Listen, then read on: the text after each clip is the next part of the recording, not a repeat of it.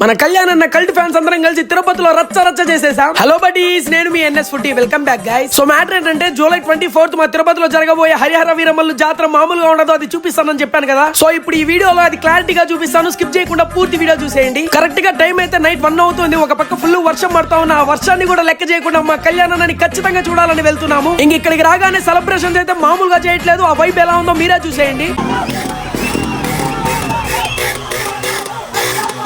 ఇంకా అంతలోనే మన తులసి కూడా వచ్చాడు. తులసితో అయితే ఒక ఆట ఆడుకునేసాము.